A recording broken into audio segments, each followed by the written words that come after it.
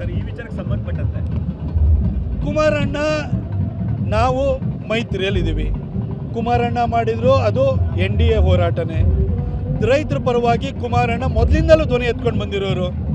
ಯಾಕಂದರೆ ಕುಮಾರಣ್ಣಂಗೆ ರೈತರ ಬಗ್ಗೆ ಧ್ವನಿ ಎತ್ತೋದಕ್ಕೆ ಎಲ್ಲರಿಗಿಂತ ಹೆಚ್ಚು ಒಂದು ನೈತಿಕ ಹಕ್ಕೆ ಹಾಕಿದೆ ಅಂತ ಹೇಳಿದರೆ, ಅವರು ಮುಖ್ಯಮಂತ್ರಿ ಆಗಿದ್ದಾಗ, ಮೊದಲನೇ ಸರಿ ಮುಖ್ಯಮಂತ್ರಿ ಆಗಿದ್ದಾಗ ಅವರು ಮತ್ತು ಯಡಿಯೂರಪ್ಪ ಸಾಹೇಬರು ಸೇರಿ ಬಡ್ಡಿ ಮನ್ನಾ ಮಾಡಿದಂಥವ್ರು.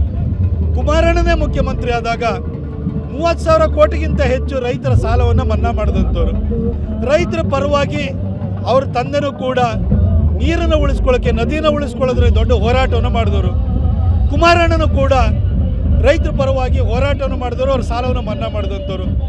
ಅವರಲ್ಲಿ ಹೋಗಿ ಕೇಳ್ತಾ ಇದ್ದಾರೆ ಅಂತಂದರೆ ಕುಮಾರಣ್ಣನೂ ಕೂಡ NDA ಪ್ರತಿನಿಧಿಯಾಗಿ ಅವರಲ್ಲಿ ಕೇಳ್ತಾ ಇದ್ದಾರೆ, ನ್ಯಾಯ ಕೇಳ್ತಾ ಇದ್ದಾರೆ. ಇಲ್ಲೇನು BJPನೇ ಹೋಗಬೇಕು ಅನ್ನೋಕ್ಕೆ ನಮ್ಮ ಅಧ್ಯಕ್ಷರು, ವಿರೋಧ ಪಕ್ಷದ ನಾಯಕರಾದ ಆರ್ ಅಶೋಕಣ್ಣವ್ರು ಹೋಗಿದ್ರು.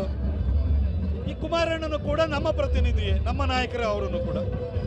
ಕರ್ನಾಟಕದಲ್ಲಿ NDA ಟಾರ್ಗೆಟ್ ಆಗ್ತಿದೆ ಸರ್. ಯಾಕಂದ್ರೆ ಪ್ರಿಯಾಂಕಾ ಖರ್ಗೆ ಅವರು RSS ಅವ್ರನ್ನ ಟಾರ್ಗೆಟ್ ಮಾಡ್ತಿದ್ದಾರೆ. ಇವತ್ತಿಗೆ ಇಷ್ಟೇ ಸಾಕು.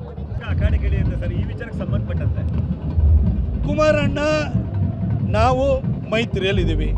ಕುಮಾರಣ್ಣ ಮಾಡಿದ್ರು ಅದು NDA ಹೋರಾಟನೇ. ರೈತರ ಪರವಾಗಿ ಕುಮಾರಣ್ಣ ಮೊದಲಿಂದಲೂ ಧ್ವನಿ ಎತ್ಕೊಂಡು ಬಂದಿರೋರು.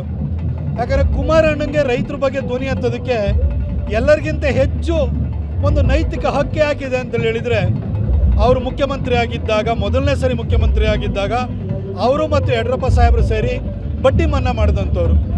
ಕುಮಾರಣ್ಣನೇ ಮುಖ್ಯಮಂತ್ರಿ ಆದಾಗ 30,000 ಕೋಟಿಗಿಂತ ಹೆಚ್ಚು ರೈತರ ಸಾಲವನ್ನು ಮನ್ನಾ ಮಾಡಿದಂಥವ್ರು. ರೈತರ ಪರವಾಗಿ ಅವ್ರ ತಂದೆನೂ ಕೂಡ ನೀರನ್ನು ಉಳಿಸ್ಕೊಳ್ಳೋಕ್ಕೆ, ನದಿನ ಉಳಿಸ್ಕೊಳ್ಳೋದ್ರೆ ದೊಡ್ಡ ಹೋರಾಟವನ್ನು ಮಾಡಿದವರು. ಕುಮಾರಣ್ಣನೂ ಕೂಡ ರೈತರ ಪರವಾಗಿ ಹೋರಾಟವನ್ನು ಮಾಡಿದವರು, ಅವ್ರ ಸಾಲವನ್ನು ಮನ್ನಾ ಮಾಡಿದಂಥವ್ರು. ಅವರಲ್ಲಿ ಹೋಗಿ ಕೇಳ್ತಾ ಇದ್ದಾರೆ ಅಂತಂದರೆ ಕುಮಾರಣ್ಣನೂ ಕೂಡ NDA ಪ್ರತಿನಿಧಿಯಾಗಿ ಅವರಲ್ಲಿ ಕೇಳ್ತಾ ಇದ್ದಾರೆ, ನ್ಯಾಯ ಕೇಳ್ತಾ ಇದ್ದಾರೆ. ಇಲ್ಲೇನು BJPನೇ ಹೋಗಬೇಕು ಅನ್ನೋಕ್ಕೆ ನಮ್ಮ ಅಧ್ಯಕ್ಷರು, ವಿರೋಧ ಪಕ್ಷದ ನಾಯಕರಾದ ಆರ್ ಅಶೋಕಣ್ಣವ್ರು ಹೋಗಿದ್ರು. ಈ ಕುಮಾರಣ್ಣನು ಕೂಡ ನಮ್ಮ ಪ್ರತಿನಿಧಿ, ನಮ್ಮ ನಾಯಕರೇ ಅವರನ್ನು ಕೂಡ. ಕರ್ನಾಟಕದಲ್ಲಿ NDA ಟಾರ್ಗೆಟ್ ಆಗ್ತಿದೆ ಸರ್. ಯಾಕಂದ್ರೆ ಪ್ರಿಯಾಂಕಾ ಖರ್ಗೆ ಅವರು RSS ಅವ್ರನ್ನ ಟಾರ್ಗೆಟ್ ಮಾಡ್ತಿದ್ದಾರೆ. ಇವತ್ತಿಗೆ ಇಷ್ಟೇ ಸಾಕು.